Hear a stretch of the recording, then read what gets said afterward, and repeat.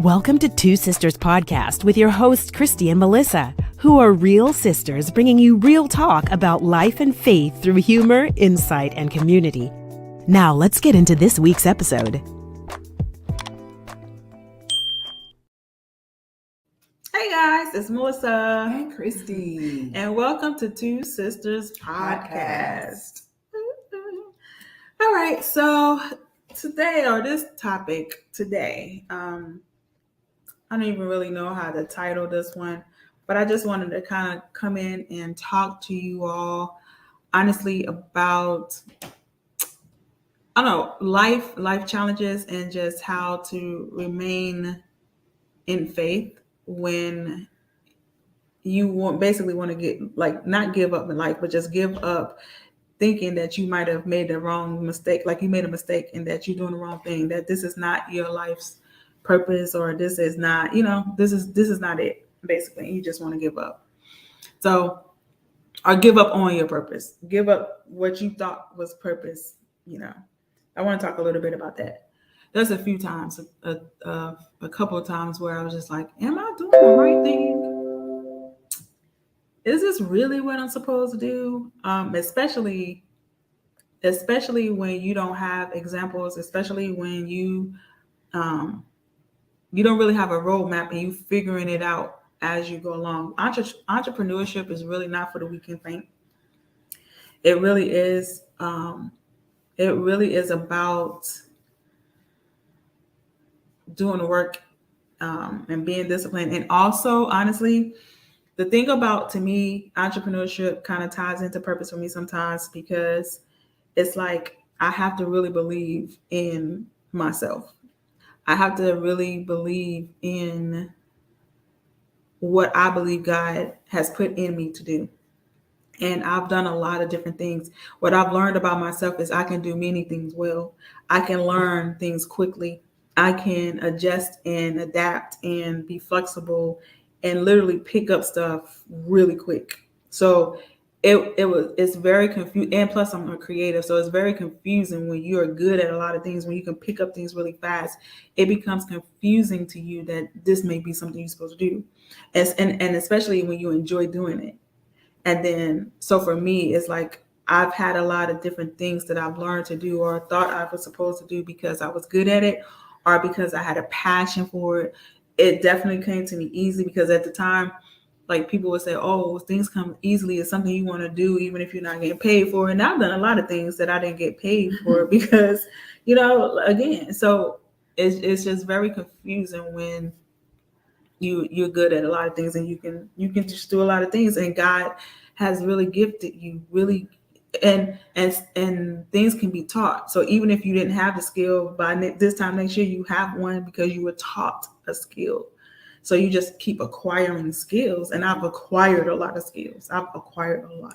So I just kind of want to talk to that person today that's just out there just kind of like floundering around like a fish out of water, because it's like, I can do this, I can do that, I like doing this, I can do this for free, but I can also do that for free, and I'm really good at this. And what I want to say to you, and I've said this in a previous episode, as far as, and it's such a simple statement, but it's so profound.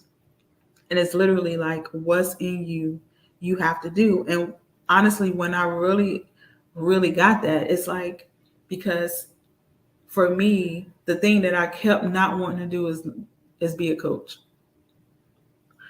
The thing for me is, what I really didn't want to do is teach or train. And honestly, to be transparent, it also stems from, thinking that you're not qualified for something, or that you are not, you just don't fit that description, or you don't fit that, the normal look, or the normal, like I should not have the success I've had. But the thing about me, though, and that's the other thing, like, this is why I keep trying to tell my ladies that you have to get to know yourself. Even though I made like especially growing up until about my 20s, like the whole self-esteem thing, even though people were testing my self-esteem, I knew that I was smart, and I knew that I can pick up on something. I knew that I can learn something. I knew that I can do those things. I can learn quick. I can literally go read a book or listen to something to be taught how to do it and just do it. I knew that. So for me, it's like, you know, when I understood that what's in me, I have to do, it kind of helped me to stop searching. It kind of helped me to get very clear, because it's that thing for me. It's about women. It's about teaching women. And that was the other thing for me, is that nobody wanted to share knowledge. And I think that it doesn't have to be the fact of, oh, I get paid for my expertise. I do, and yes, you do. I'm not saying you don't. But what I am saying, that there's a fine line and a thin line in sharing knowledge, helping people without an expectation that you got to get something back. You know what I'm saying? It's like faith and healing is free. I feel like the knowledge that you have, for some of us, yes, we went to school for it, or you learn by experience or whatever. And I find that I'm willing, like easily, people are willing to share like their experiences to help you not go through something that hurt them. But then they won't help you, guide you, or at least put you on the right path to go towards something that you want to obtain for your life. Like, it's so weird to me. And it's like, it's the same difference. It's literally a sentence or something. I've realized and I've decided and determined that if I come across the path of a young lady, or even a male, if I come across their path and it's something I see that they just need me to just kind of plant that seed, and like, hey, you might want to try it this way, da da da. I call it signs and symptoms. If I see that there's something they're doing and I know that, oh, if you go down that route, this is going to happen, I can prevent them from making a mistake or taking a longer route around something where they can literally just go straight to it. Why would I not do that? Why do I have to charge anything for that one piece of advice? Now, when you start asking all these questions and get deeper and want more instruction, then that becomes a fee. You know what I'm saying? But if I see something, so I just determined that I'm going to share what I've learned. That was another thing. And I feel like for me, what I've learned about me and about, I feel like just blessings in life, it's like it rewards you for the more you give, you get back. It's like a reciprocation. It's a natural and a spiritual law of reciprocation, that what I give, I get back, and in different ways. Like things I've done, and what I do I want to do it, and I don't ever expect anything back. But I'm always people surprise me more now than before, because I feel like it's something I'm reaping now, because again, it's just reciprocity. Like I give, and that means just a way, like just information and knowledge without trying to charge something. So I say all that to say this, is that what's in you, you have to do. So it's basically, if you literally just kind of be still and really, really tap into what is in you, you know what to do. And sometimes what it is, because for me, I have so many dreams, and literally my dreams are so expansive. Yeah, it is. And I've always been that way. Mm-hmm. Like to the point my mama told me I was trying to catch wind. Who does that as a toddler? Okay. So that just lets me know, when she told me that, I was like, my gosh, like. Which you wrote a book about it. I did. What's the name of your book? Just Like the Wind. And coincidentally, it's not even about that particular thing. It was literally about one of my little cousins asking me about God. Mm-hmm. And that idea just popped in my head of how to explain it, because her question literally was, which is a legitimate question, how do you know God is real? Mm-hmm. Because all we're talking about, she's hanging around us, all we're talking about is God. Oh, how you know he real? Okay, it's just like the wind. You can't really see him, but you know he there. I've had too many experiences with God for me not to believe he's not there. So my faith is absolute. This is one of the things she was saying. She's talented in so many things, but she's also chose to take pieces of that talent and produce something from it. Yeah. So with that being said, she wrote a children's book based on that conversation she had with the little one and her experience as a little girl with mom telling her, you used to try to catch the wind. You should try to catch the wind and get mad that you couldn't. Yeah, and I laughed. And what was birthed out of those two situations or stories in life was a children's book. That is a real life book that can be purchased. Exactly. So just like the wind, and to me, and again, like what I've also understood, and that's what I'm saying. If you just listen and tap into what's in here, I'm telling you, even with that same example from the children's book, it's like the children's book is so-called children's book, but honestly, the thought or idea that came to me during that time is that these children's book is honestly for the parents, the adults. So you're teaching them. Like they're reading to their children, but it's like an aha moment for them. And that's basically what he gave me. It's like explain things and put it in the children's book. So when these adults read it, they understand and they learn something as well. It's not just about the children, like the little babies or whatever, especially when they're a baby, they're not really, you know what I mean? So I thought that was a genius idea. I know when I get genius ideas, it's not me.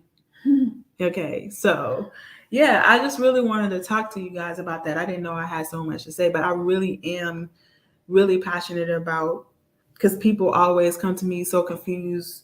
Oh, what's my purpose? And it's like people, and I said this before, people want to hear, harps and angels singing, this is it, my child, and it's really not that strange, spooky, or, complicated. It's not. I know that it can be confusing sometimes, but that's also because for me, I feel like that's clutter. It's just so much going on. Again, when you have so many talents, especially a creative person, they have so many talents. Like they are talented. So it's hard to be like, oh, I'm supposed to really do this.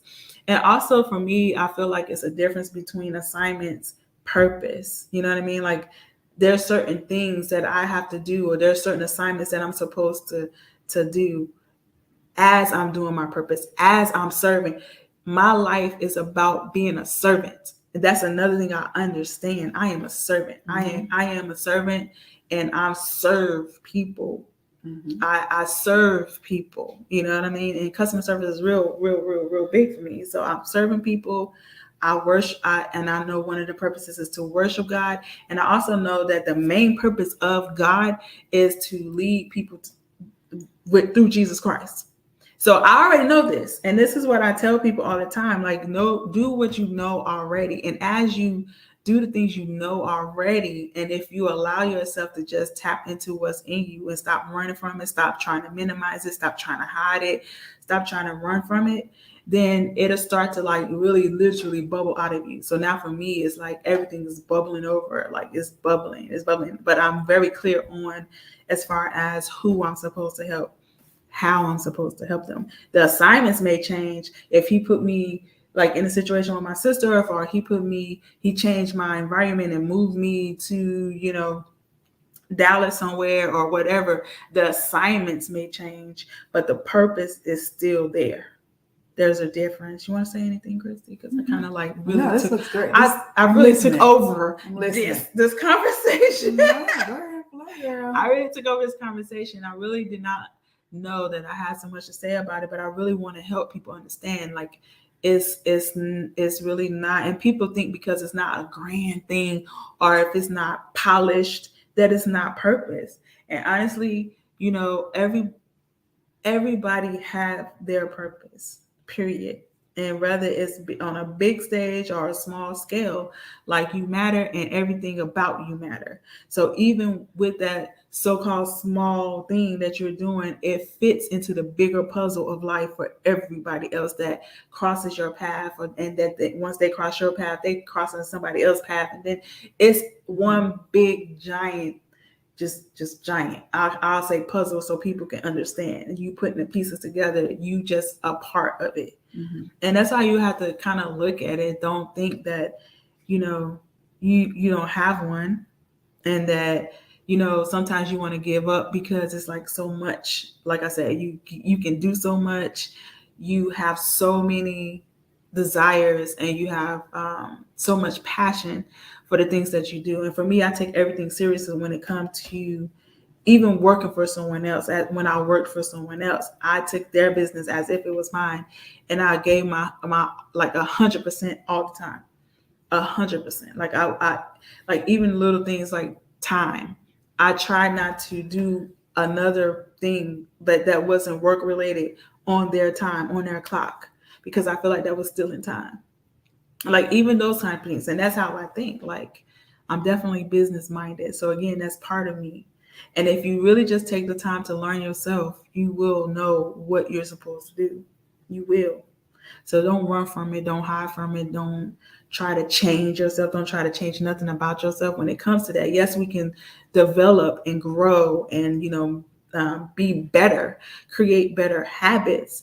But the ultimate purpose, that's something you get from God. And once you know what that is, then you be intentional about it. Don't entertain things that's going to distract you, deter you, or derail you from the path you're supposed to be on. That's a man, that's a job, that's a career. And don't make it about, what you want. Once you know what you're supposed to do, and that's basically how you stay focused. That's basically how you remain in faith. That's basically how you stand. Because like I tell my clients, because they always ask me, well, how can you just stay? How can you I had to explain it as in the English form as humanly possible I can. It's an absolute thing for me now. I absolutely believe in God. I absolutely have faith. I'm absolute about things, and that's how you got to be.